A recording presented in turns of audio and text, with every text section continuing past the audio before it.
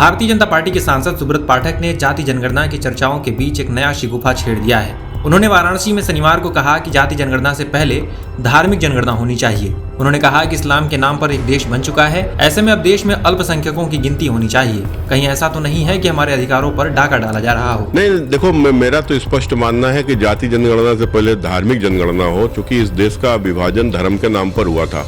1947 में इस्लाम के नाम पर पाकिस्तान का डिवीजन हो गया था।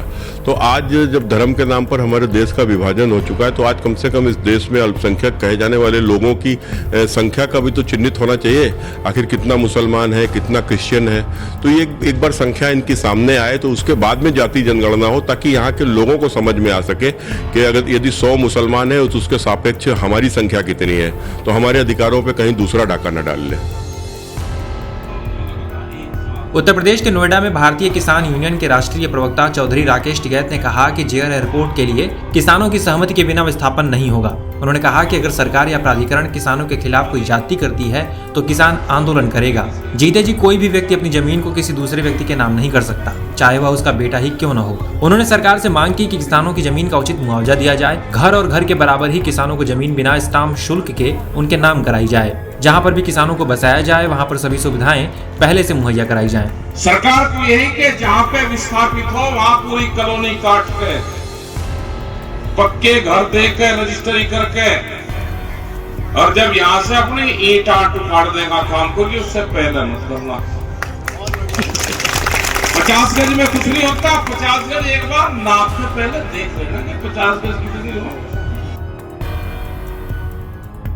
कोलकाता में समाजवादी पार्टी के अधिवेशन को लेकर डिप्टी सीएम केशव प्रसाद मौर्य ने उन पर तंज कसा है। मौर्य ने कहा कि अखिलेश चाहे तो किसी टापू पर जाकर अधिवेशन कर लें, उससे कोई लेना देना नहीं है। समाजवादी पार्टी अब समाप्तवादी पार्टी है। कांग्रेस पर निशाना साधते हुए केशव प्रसाद मौर्य ने कहा कि ईडी और सीबीआई 60 सालों तक उनके पास रही और वे देश को लूटते रहे। प्रधानमंत्री नरेंद्र मोदी सीबीआई और ईडी के जरिए उन्हीं लूटने वाले लोगों पर कार्रवाई कर रहे हैं। बिजली कर्मियों की हड़ताल पर मौर्य ने कहा कि विद्युत व्यवस्था बाधित करने वालों पर सख्त कार्रवाई होगी। वो चाहे किसी समुद्र के टापू पे जाके अपने राष्ट्रीय कार्य समिति करे, हमें क्या फर्क पड़ता है। उससे सपा से हमें कोई लेना देना नहीं। सपा वैसे भी समाप्तवादी पार्टी है। कांग्रेस के एक नेता है, वो कह रहे हैं कि 2 घंटे के लिए सीबीआई और ईडी को दे दिया है। भाजपा के 2 नेता उनके पास 60 साल तक रही है, 60 साल तक उनके पास रही है और वो लूटते रहे।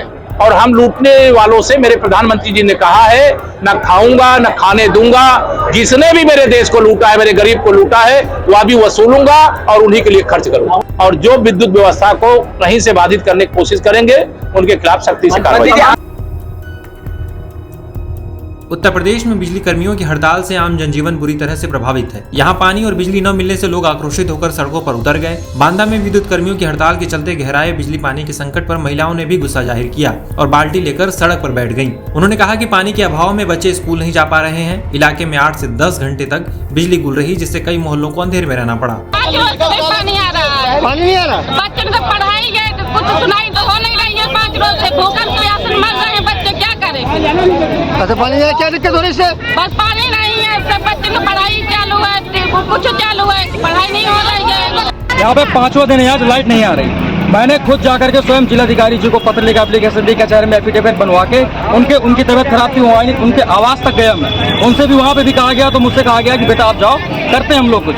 उसके बाद से आज 5वां दिन कोई सुनवाई नहीं हो पा रही। हमारे समझ लीजिए कि ये माता जी बैठी हमारी, अब इनसे हम लोग ले जाएंगे क्या कि आप कहीं से जाके पानी भर के लाओ। आज 5वां दिन लाइट नहीं आ रही, खाना बनाने के लिए पानी नहीं है। मैंने उनसे स्वयं जाके कहा कि देखिए समस्या है, समझिए इस बात को। कोई सुनने के लिए तैयार नहीं, कोई सुनवाई नहीं है। प्रयागराज में बहुचर्चित उमेश पाल हत्याकांड का एक और सीसीटीवी फुटेज सामने आया है। जीटी रोड की इस सीसीटीवी फुटेज में हमलावर कार से भागते दिखाई दे रहे हैं। सफेद रंग की बिना नंबर प्लेट की कार में हमलावर भागते दिखाई दे रहे हैं। बताया जा रहा है कि वीडियो में दिख रही बाइक पर गुड्डू मुस्लिम और अरमान सवार हैं। दोनों हत्याकांड के मुख्य आरोपी हैं और उन पर 5 लाख का इनाम भी घोषित है। बाइक पर सवार गुड्डू मुस्लिम बमबाजी भी कर रहा है। इसके अलावा वीडियो में जो सफेद कार दिख रही है वो वही है जिसमें अतीक अहमद का 3रे नंबर का बेटा असद बैठा था। आशंका है कि शायद साबिर, गुलाम अहमद और उस्मान भी इसी कार में बैठे हैं।